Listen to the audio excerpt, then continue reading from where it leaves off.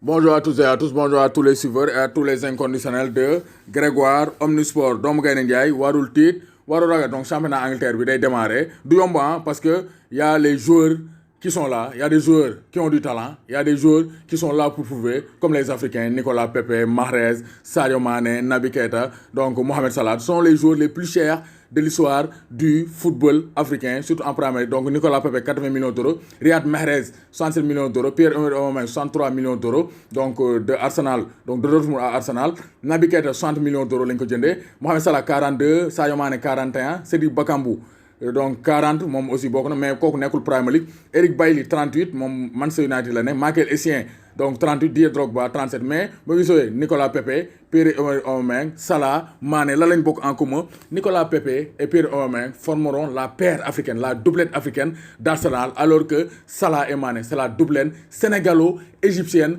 de reste de Liverpool. Donc Salah Mané xam nañ leen parce que ça fait 2 saisons ñuy jouer ensemble.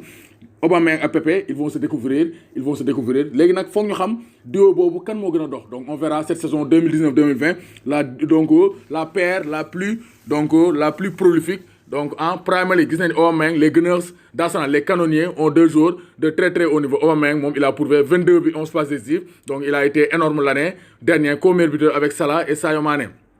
moom xam na bu baax Angleterre toj na Allemagne ñëw toj Angleterre, donc c'est un joueur confirmé contrairement à Nicolas Pepe mi nga xam ne France la toj mais CAN bi gis nañ ne il a du chemin à faire. Nicolas Pepe comme ni ko Sadibou bu d'enfant waxee, il faut que Nicolas Pepe jéem adapté au football anglais. Il a le talent parce qu'il est rapide, il est technique, donc il est explosif, donc il peut bien réussir en Premier League. Donc 22 buts la dugaloon daaw en donc première division française, 22 buts et 8 passes décisives en 36 matchs avec Lille. Donc ça sera un duo de feu. Être ici est très émouvant parce que cela n'a pas été facile pour moi. J'ai parcouru un long chemin. Loolu la Nicolas Pepe wax nee na yoonam yombul, mais donc tout chemin qui mène vers le bonheur ou bien vers le succès est parsemé d'embûches et il faut essayer de contourner les embûches. Donc c'est ça, Nicolas Pepe nee na yoonam yombul mais il va tout faire pour réussir. En tout cas Nicolas Pepe jënd nañ ko prix bu baax, 80 millions d'euros, salaire am 6 millions d'euros la am, donc rien à dire. Donc c'est 5 fois ak li mu doon touché fële ca Lille. Loolu la ñuy wax émergence ngay am foofu. Donc Salah Mané ñëpp xam nañ leen daaw ils ont été co-meilleurs buteurs 2017-2018. Salah amoon na donc 31 réalisés 32 buts,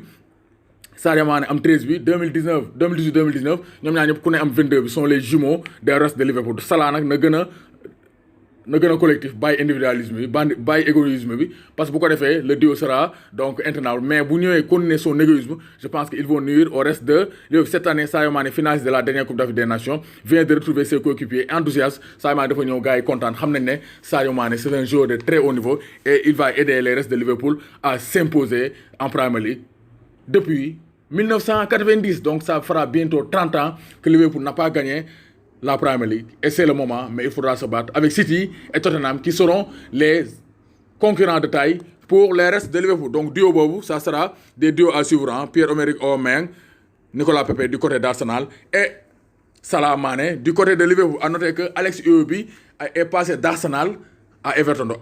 Everton ñoo ko jënd pour un transfert estimé à donc 43 millions d'euros. Donc Alex Iwobi quitté na fële ca Arsenal dem fële ca Everton. Doomu Gaynde Ndiaye warul tiit warul ragal. Sadio Mané